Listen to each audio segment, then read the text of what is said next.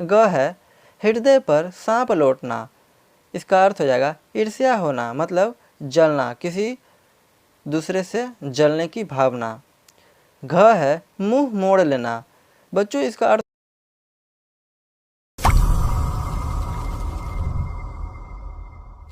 Hello बच्चों, कैसे हो आप सब। तो बच्चों आज हम सब पढ़ने वाले हैं क्लास 6 का हिंदी चैप्टर नंबर 5, जिसका नाम है हार की जीत। बच्चों आज हम सब हार की जीत चैप्टर का क्वेश्चन आंसर पढ़ने वाले हैं। तो बच्चों कुछ पुरानी किताबों से क्वेश्चन है और कुछ नई किताबों से क्वेश्चन है। चलिए हम लोग क्वेश्चन आंसर करते हैं। तो बच्चों पुरानी किताब से एक क्वेश्चन है, बाबा भारती कौन थे। तो उत्तर है बाबा भारती एक संत थे जिनके पास सुल्तान नाम का एक घोड़ा था। अब बच्चों न्यू किताब का पहला प्रश्न है। पहला प्रश्न ये है, बाबा भारती अपने घोड़े सुल्तान से किस प्रकार स्नेह करते थे। स्नेह मतलब प्यार करते थे। तो उत्तर है बाबा भारती अपने घोड़े सुल्तान से उसी प्रकार स्नेह करते थे जैसे कोई माँ बेटे से स्नेह करती है, किसान अपने खेत से स्नेह होता है, और जैसे गुरु शिष्य को स्नेह करता है। बच्चों दूसरा प्रश्न है, बाबा भारती के घोड़े को देखने के लिए खड़ग सिंह क्यों अधीर हो उठा। तो उत्तर है बाबा भारती के घोड़े की कीर्ति सुनकर उसे देखने के लिए खड़ग सिंह अधीर हो उठा। बच्चों तीसरा प्रश्न है, घोड़ा देखने के बाद खड़ग सिंह के दिमाग में क्या उथल पुथल होने लगी। घोड़ा देखने के बाद खड़ग सिंह के दिमाग में क्या उथल पुथल होने लगी। बच्चों इसका उत्तर है घोड़ा देखने के बाद खड़ग सिंह दिमाग में उथल पुथल होने लगी, यह घोड़ा मुझे कैसे प्राप्त हो। घोड़ा देखने के बाद खड़ग सिंह के दिमाग में यह उथल पुथल होने लगा कि यह घोड़ा मुझको कैसे प्राप्त हो, ये घोड़ा मैं कैसे प्राप्त कर सकूं। तो बच्चों 4 नंबर प्रश्न है, खड़ग सिंह ने बाबा भारती के घोड़े को पाने के लिए किस प्रकार का रूप बदला। तो बच्चों उत्तर है खड़ग सिंह ने बाबा भारती के घोड़े को सुल्तान को पाने के लिए अपाहिज का रूप बदला। किसका रूप बदला बच्चों। तो अपाहिज का रूप बदला। 5वां प्रश्न है, पाठ के किन वाक्यों से पता चलता है कि बाबा भारती को अपने घोड़े पर गर्व था। बच्चों इसका उत्तर है बड़ा विचित्र जानवर है, देखोगे तो प्रसन्न हो जाओगे, उसकी चाल तुम्हारा मन मोह लेगी इत्यादि। पाठ के वाक्य से पता चलता है कि बाबा भारती को अपने घोड़े पर गर्व था।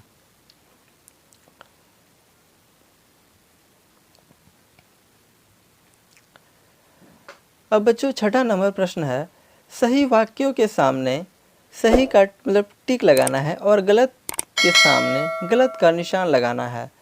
तो बच्चों क है, बाबा भारती का घोड़ा कमजोर एवं दुर्बल था। क्या बच्चों ये सही है। बिल्कुल गलत है, तो गलत का हम लोग यहाँ पर निशान लगाएंगे। ख, घोड़ा का नाम सुल्तान था। बिल्कुल बच्चों घोड़ा का नाम सुल्तान था, ये सही वाक्य है, तो हम लोग सही का टिक लगाएंगे। तीसरा है ग, खड़ग सिंह को बाबा भारती को घोड़ा पसंद था। बिल्कुल ये सही वाक्य है, सच है, तो हम लोग सही का टिक लगाएंगे। घ, बाबा भारती ने सुल्तान से बिछोड़ने पर प्रसन्नता व्यक्त की। ये वाक्य बच्चों सही है। नहीं, बिल्कुल गलत है। बाबा भारती जब घोड़े से बिछड़े थे सुल्तान से तो वे बहुत दुखी हुए थे, और इस वाक्य में बोल रहा है कि बहुत प्रसन्न व्यक्त की, तो ये बिल्कुल गलत है, इसलिए इस वाक्य में गलत का निशान लगाएंगे। 5वां है अंग, खड़ग सिंह ने चुपके से घोड़े को अस्तबल में बांध दिया। ये बिल्कुल सही वाक्य है। अब बच्चों अगला प्रश्न है पाठ से आगे है, तो पाठ से आगे के प्रश्नों को हम लोग देखते हैं। पहला प्रश्न है, लोगों को यदि इस घटना का पता लग गया तो वे किसी अपाहिज पर विश्वास नहीं करेंगे। बाबा भारती के इस व्यक्ति का क्या अभिप्राय है।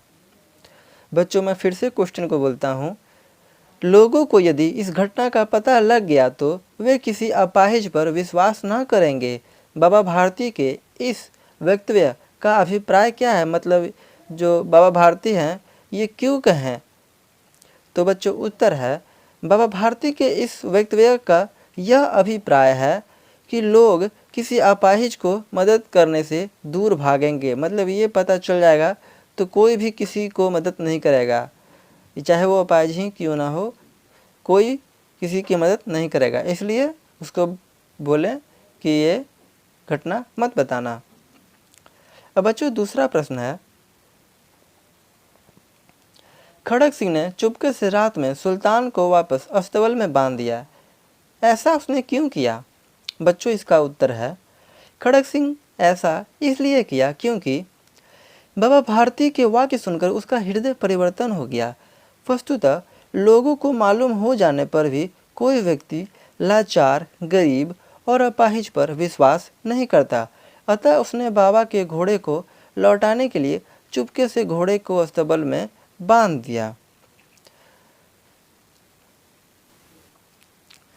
बच्चों तीसरा प्रश्न है, बाबा भारती के किस व्यवहार से खड़क सिंह के सोच में परिवर्तन हुआ।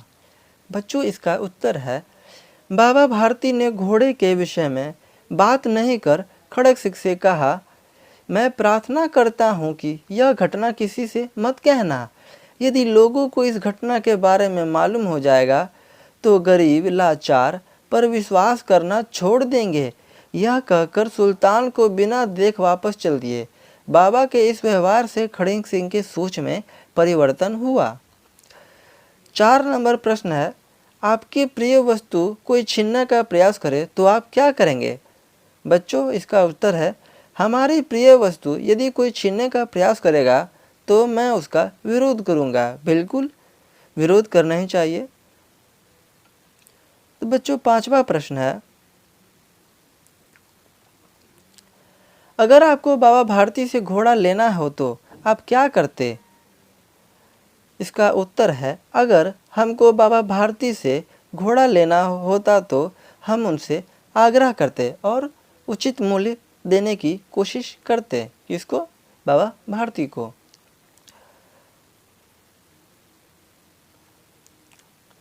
अब बच्चों 6ठा प्रश्न है, कहानी का कोई दूसरा शीर्षक क्या हो सकता है। कहानी का कोई दूसरा शीर्षक क्या हो सकता है। बच्चों इसका उत्तर है, इस कहानी का दूसरा शीर्षक सुल्तान हो सकता है। बच्चों अब अगला प्रश्न व्याकरण में है, तो देखते हैं हम लोग कैसा प्रश्न है। तो पहला है, क किसान अपने लहलहाते खेतों को देखकर बहुत प्रसन्न होता है। ख है, खड़क सिंह एक कुख्यात डाकू था। ग है, बाबा भारती के मुख पर प्रसन्नता थी। घ है, उन्होंने ठंडे जल से स्नान किया और सुल्तान को देखने के लिए भीड़ लगी रहती थी। ये अंगा है। तो बच्चों इसी प्रकार और भी प्रश्न दिए हुए हैं, आगे देखते हैं ये क्या बोल रहा है। उपयुक्त वाक्यों में रेखांकित शब्द जातिवाचक, व्यक्तिवाचक, भाववाचक, द्रव्यवाचक और समूहवाचक संज्ञा, इस प्रकार संज्ञा के 5 भेद हैं।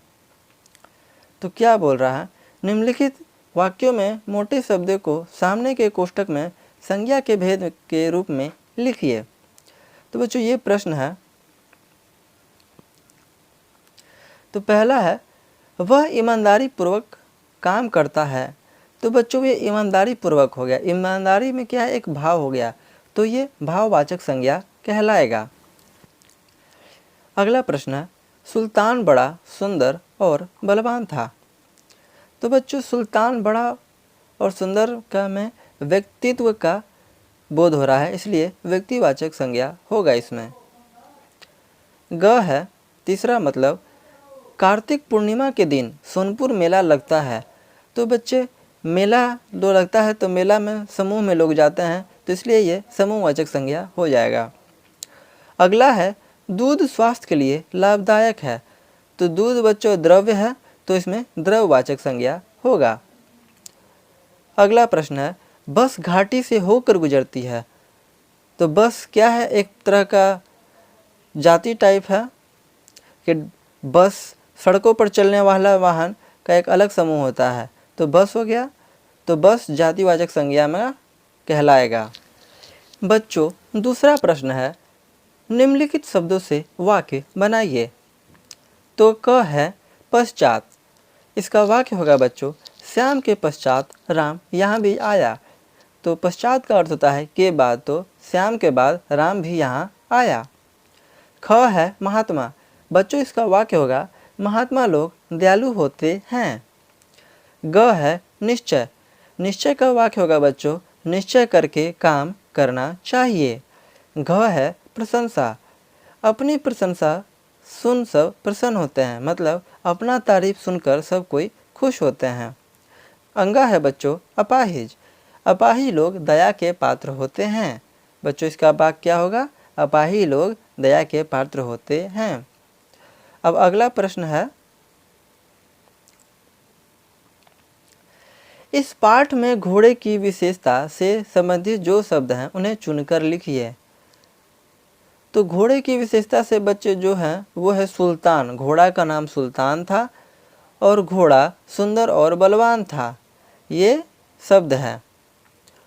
अब 4 नंबर प्रश्न है बच्चों, निम्नांकित मुहावरों का अर्थ लिखिए। तो क है लट्टू होना, लट्टू होने का अर्थ हो जाएगा लोभ हो जाना। ख है फूले ना समाना, इसका बच्चों अर्थ होगा अत्यंत खुश होना। ग है हृदय पर सांप लौटना, इसका अर्थ हो जाएगा ईर्ष्या होना, मतलब जलना, किसी दूसरे से जलने की भावना। घ है मुंह मोड़ लेना, बच्चों इसका अर्थ हो जाएगा नाता तोड़ लेना। अब अगला प्रश्न है, कुछ करने को है। यह है क्वेश्चन, आपके आसपास कोई ऐसा व्यक्ति है जो अपने व्यवहार से आपको प्रभावित करता है, उसका पता कीजिए और उसकी दिनचर्या को लिखिए। बच्चों ये प्रश्न आप लोग को होमवर्क के रूप में मैं दे रहा हूँ। अपने आसपास कोई ऐसा व्यक्ति ढूंढिए जो अपने व्यवहार से आपको प्रभावित करता है, उसका पता कीजिए और उसकी दिनचर्या को अपने कॉपी पर लिखिए। तो बच्चों इसी के साथ हमारा हार की जीत पाठ का क्वेश्चन आंसर खत्म होता है। बच्चों अगर कुछ भी पूछना हो, कुछ भी आपको डाउट लगे, जो आपको ना समझ में आया हो, तो हमारे वीडियो के कमेंट बॉक्स में ज़रूर कमेंट करके पूछें।